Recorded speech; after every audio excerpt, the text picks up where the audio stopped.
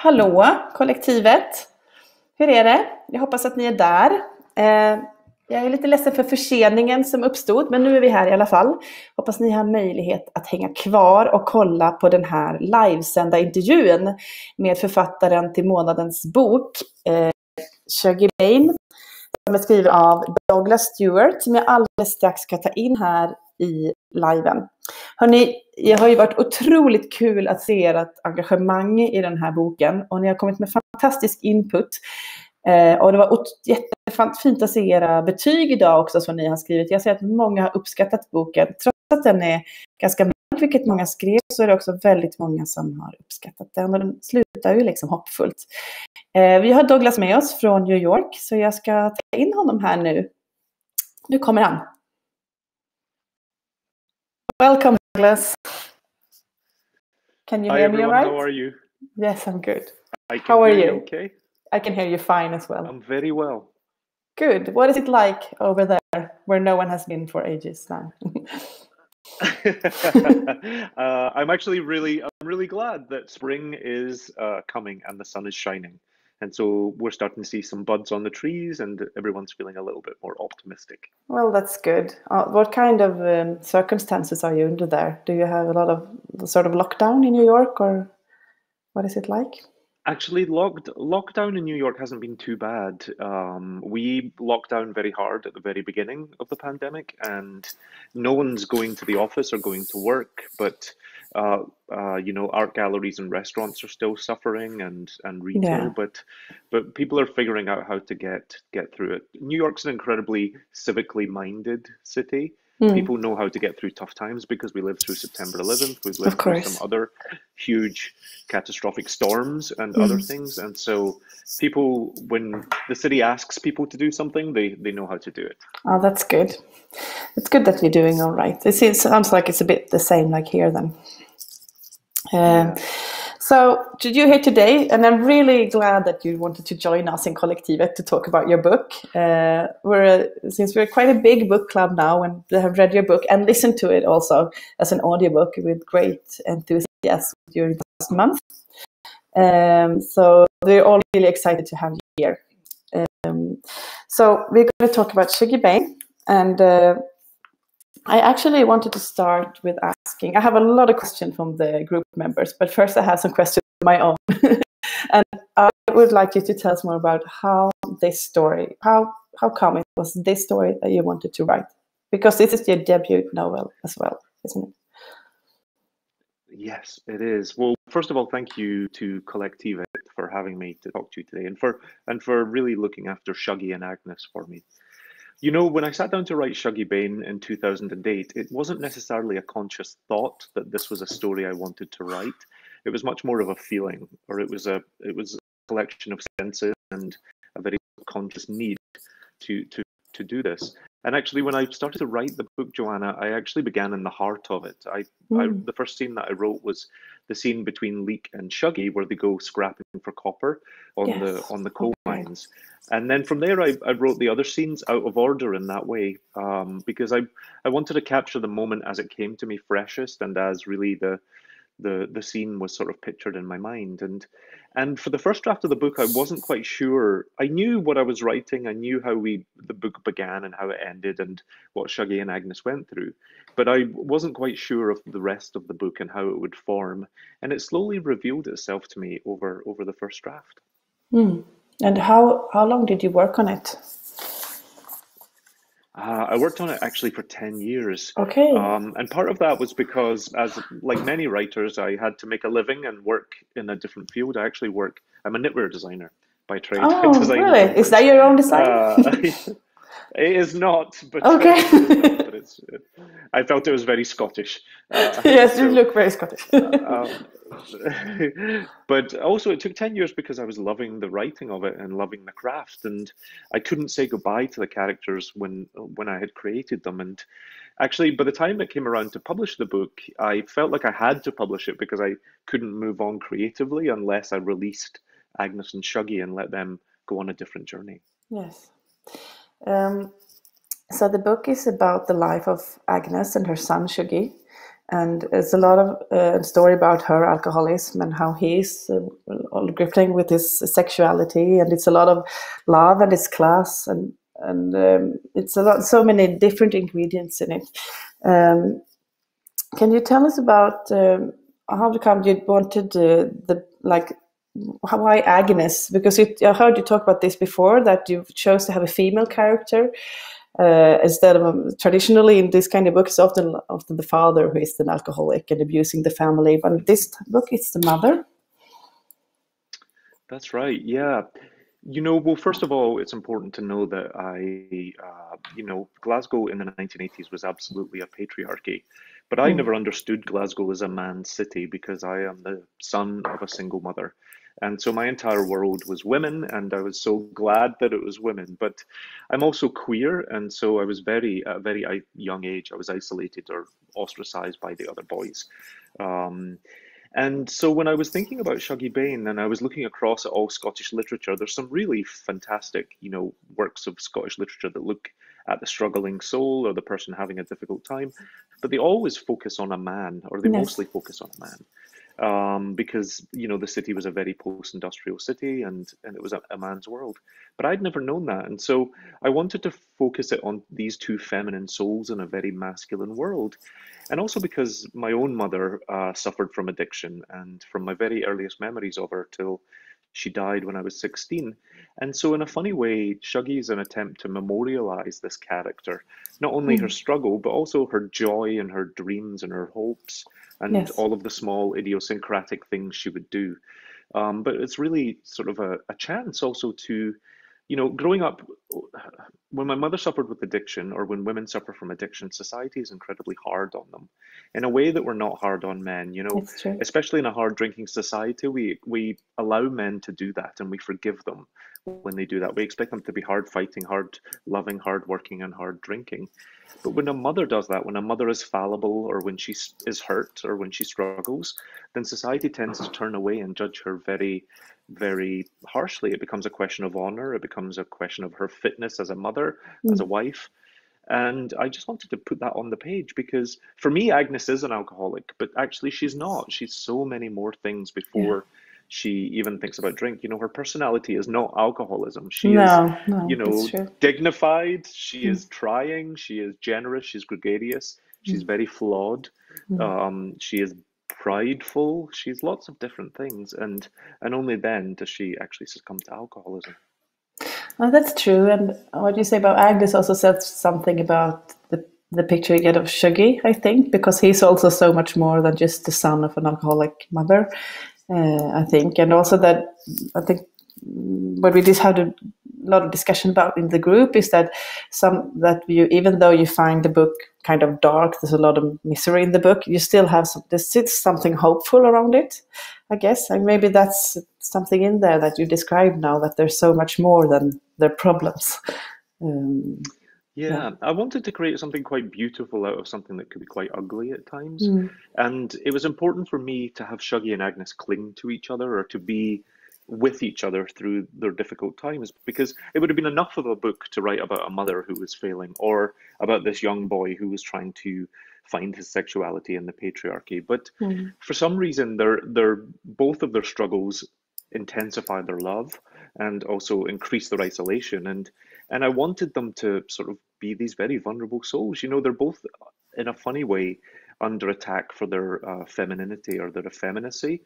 Agnes is vulnerable because she's beautiful and because she was this woman who had these huge hopes and dreams, and now she's sinking into this place. And Shuggie's under attack because there is no place for him, and so he's trying to figure out his belonging. Sometimes it's a cliche in working class narratives that people have a lot of solidarity and we stick together. And it is true that, we go through these things collectively when you're working class, because especially if they're affected by big socio-economic moments. But sometimes the solidarity can be used against you. It can be used to exclude you. And here are two characters that are just very excluded by a lot of the people around them. Yeah, that's interesting. And it seems like wherever they are excluded, even in a community where they could actually fit in. They are, yeah. I mean, they're pretty much identical to the people around them. You know, that's the one thing about having union wages or not having wages and council housing, is everyone has the same share of something. But Agnes dares to have self-worth and to believe in herself and to project that. And Shuggie has it too. And so they have this sort of elevated or quite right sense of, you know, dignity and pride. And sometimes when we see people who think highly of themselves or think of themselves as slightly better than, it's a very human instinct within us to want to know why and to pick at that person and try and pull them down. Yeah, definitely. And so Agnes actually receives a lot of misogyny, but not from men, but actually from women. It's true. You know, the neighbors. The very first question she's asked when she moves to Pithead and she sweeps out of this taxi cab like a film star is, "Where's your man? Where's your husband?" You know, they want to know, first of all, who's responsible for you. Like, exactly. And it's quite a dark thing. So can you relate to this? How much of this comes from your own childhood and youth? About I would say to you, it's a work of fiction, and so I wouldn't ask any reader to get any individual scenes and try and relate them back to my upbringing. And certainly I'm not Shuggie, because Shuggie is incredibly wise and is much more in control of his situations. And I'm not. I was really, Americans use the word shook, but I was just very stunned. My entire childhood just felt like I was stunned and trying to cope. But, you know, I write from the inside of poverty. I write from the inside of addiction and love and loss, and also from what it meant to be bullied and to be made lonely because of your sexuality. And much like Shuggie, when my mother died at 16, I was alone in the world. And so I had to live by myself and forge my own future. And that was a terrifying time, and also a time of huge opportunity for me. So I write the themes and the things that are in the book, I write about from an understanding of them, but I wouldn't want anyone to tie back the scenes to my life. Was there anything that surprised you when you were writing the story? You know, part of the reason why it took 10 years to write is because it was an exercise in empathy for me. When you're a child who goes through bullying or the trauma of addiction, then most of it happens to you, and you don't ever have the chance to reflect on why is it happening or to look behind the reasons why it was. And so writing Shuggie Bain was an opportunity for me to connect with my mother's memory, but also to examine, you know, the reasons, the things that might have happened to her that would make her want to drink or to give it all up or to try and escape or to cover her hurt. And so, and also in terms of sectarianism, you know, I come from a very mixed family. My mother's side of the family was Catholic, my father's side was Protestant. And, you know, that was a very risky thing to be in Glasgow in the 1970s and 80s. And so I understood what sectarianism or what that bigotry felt like, but I didn't ever understand the root cause of it. It's one of these systems that you can be born into without ever having to question it. You know, why do you say terrible things to Catholics? Why at 14-year-old do you get organized and throw bottles and fight in a field? And, you know, you just do it because the other boys are doing it, but you never stop to think, what are the social reasons why we're here? And so writing Shuggie was an opportunity for me to go back and examine all of that. So if you go back, do you go back to Glasgow still? I do. Glasgow's still my home. I still think of it. I live in New York. I've lived there for 20 years, but I think Glasgow is my spiritual home. And my family still live on the streets that I write about. And so, I go back 2 or 3 times a year. But funnily enough, I've not been home, Johanna, since the book published, which is really strange. When was it published first in English?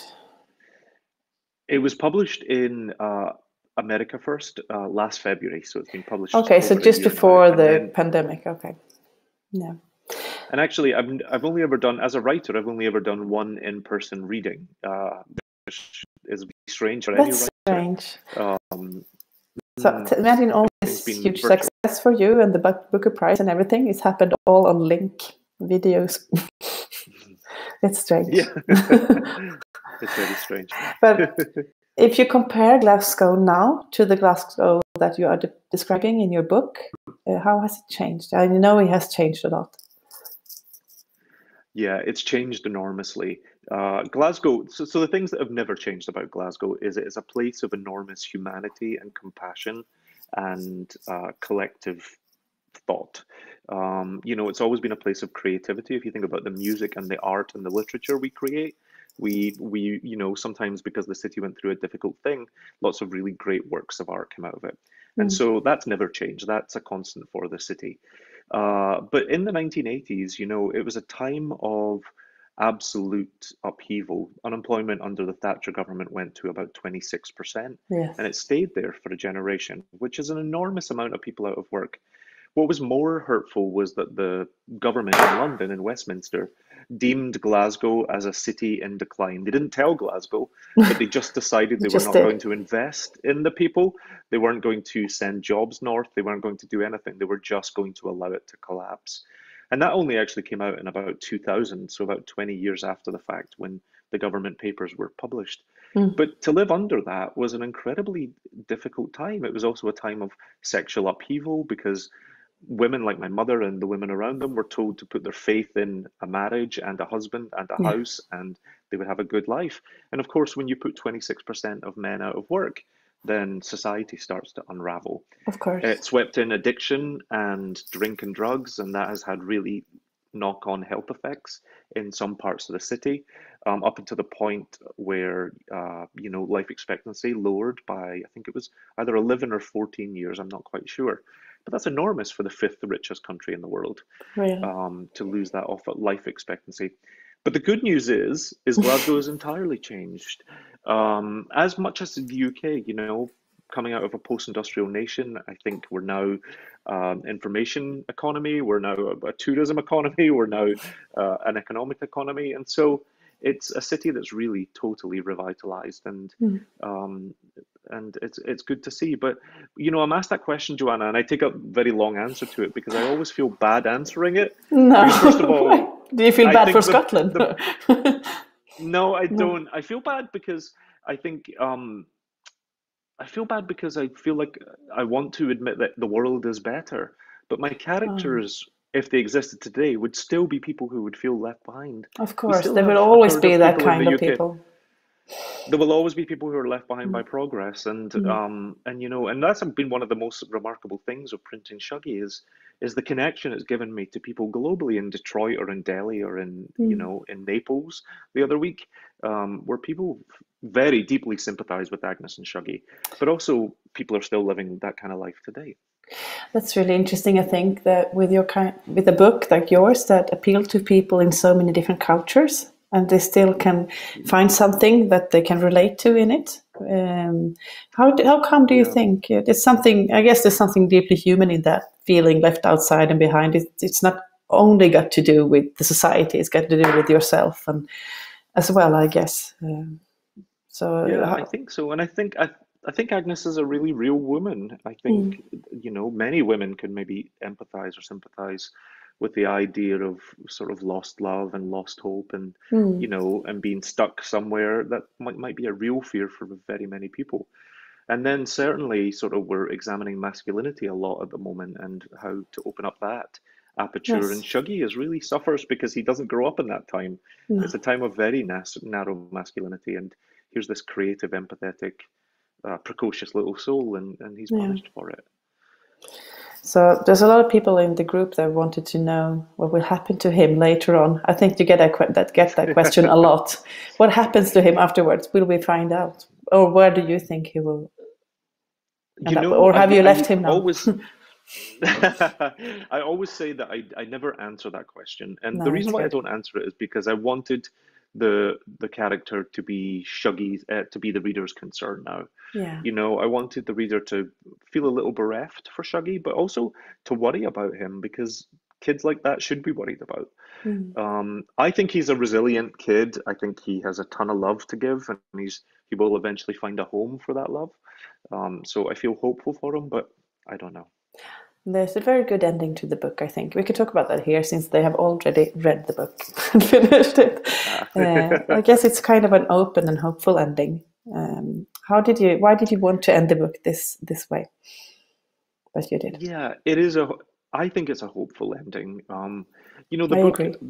there's a lot of questions in the book, and one of them is how far will you go to save yourself? How far will you go to save the person you love the most before you have to save yourself? And that's really Shuggie's question. It's Catherine sets it up, and then Leek sort of reinforces it for him, and then Shuggie is left to think about it. And actually, Agnes also rejects her son at the very end of the book because she realizes he will never leave her side. But when parents are stuck in a tough situation, whether it's economic or to do with addiction, they always hope for better for their kids. They always, they always hope for a little bit better. And so the book is called Shuggie Bain because he is the splinter of hope that comes off of Agnes, and also because we are thinking about his future and where he's going to be after losing his mother. Yeah, that's true as well. When you read it, it's a story about her as well as him. But through reading the book, you don't think about her future a lot because you know that she's going this way, I guess. Yeah, and I wanted to be honest about that. I mean, that's many people suffer from addiction and recover and have a great life. But I've known a lot of people, my mother included, who didn't make it and who lost themselves to addiction. And that was really the people I wanted to celebrate. Celebrate's a funny word, but to memorialize on the page. Because I think in someone else's hand, the book would have had a sort of a big sunrise moment at the end where Agnes sort of rises like a phoenix and shakes everything. And I didn't see the truth in that. I didn't see and it wasn't the motivation for me to write the book either. For Shuggie to gain something, he had to lose something.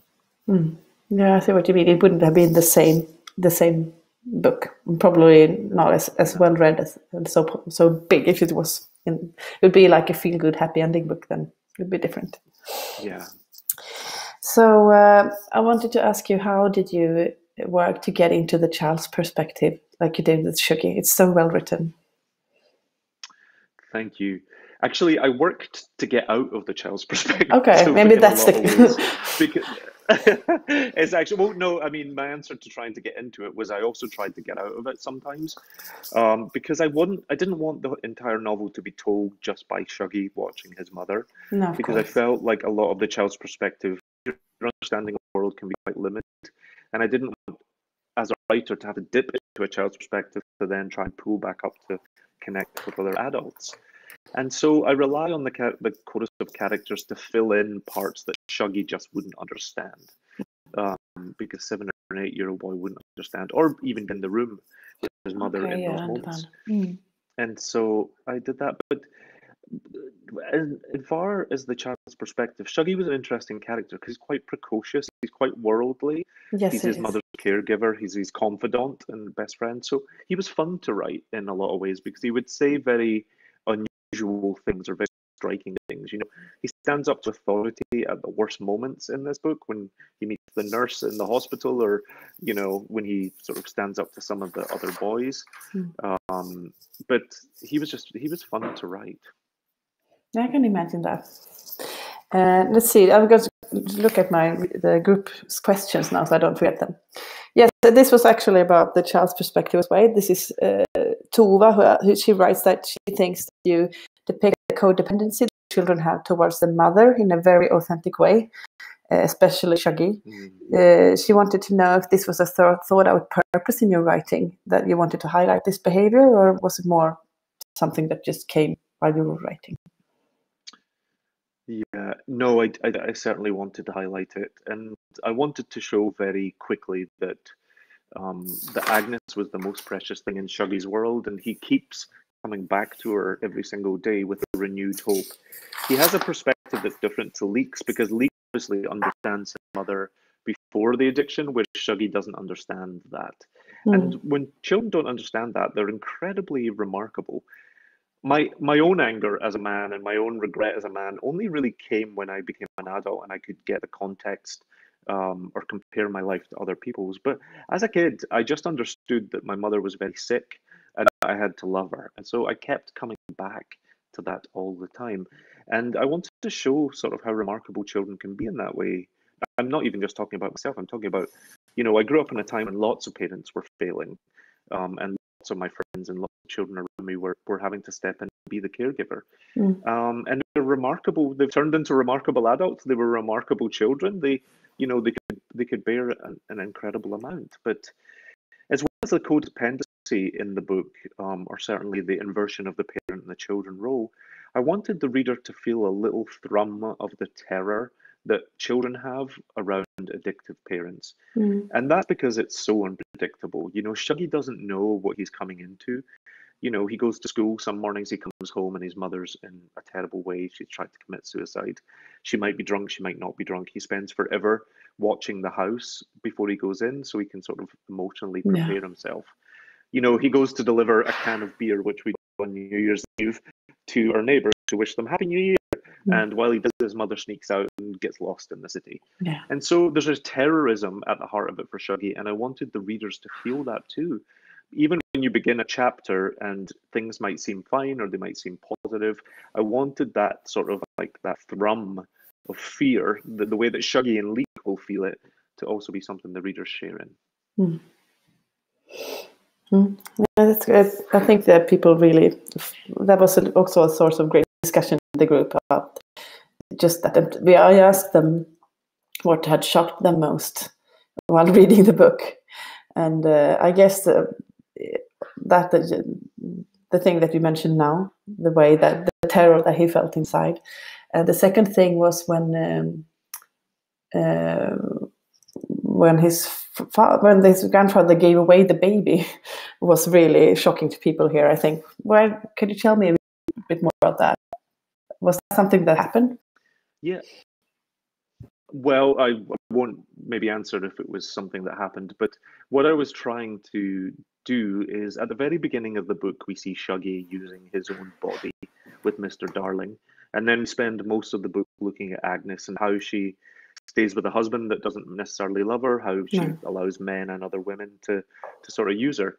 And then Agnes's mother has been incredibly critical of her daughter at the beginning of the book. She sees Agnes's failings as a willfulness, as a, you know, she doesn't understand the mental health implications of addiction. She just thinks, sort yourself out, pick yourself up, get back to chapel, you will be fine. And in fact, she encourages Agnes's father to give her the belt, to leather her. You know, this is the 40-year-old woman that's put across her father's knee. But the idea is just sort yourself out. You should have the willpower to do this. And so what I wanted to show was that Lizzie actually has done the exact same things that her daughter has done. And because that's a truism about the world, when you don't have anything and when you're struggling or when you're faced with difficult decisions, we all do what we need to do to survive. And Lizzie certainly did that, you know. What the thing about the baby is there is sort of folklore, and I think these stories happened more often than not, especially in very devout Catholic societies or communities, where children were given away or children were put into a home or whatever happened to the child. Sometimes siblings were split up and sent to different places. But that was a very, you know, that is based in truth, I would say. I wouldn't say it was based in an actual single event. No, I understand my family, but it's based in truth. Even the idea of sort of Agnes having her teeth removed as a young girl and replaced with false teeth was just something that happened. That is the context of the time. I had a very upper class woman come to me recently and say, "Oh, my mother had that." You know, a very wealthy woman. She said, "My mother asked for that for her wedding gift, you know, and so her parents paid for to replace the have her teeth taken it. At 18 years old." And so it was part of life. Yeah, it's for us that didn't grow up in Glasgow, it's also fascinating to read this story about Glasgow then, because it's so well described that you feel like you're there, I guess. So that's why these details, like also this with the teeth, really shock us here. Probably we have similar things that happen to us here, of course, in Sweden, but yeah, it's been fascinating also for me to read. Actually, we're going towards the end of this conversation. It's gone so fast. I wanted to speak to you for ages.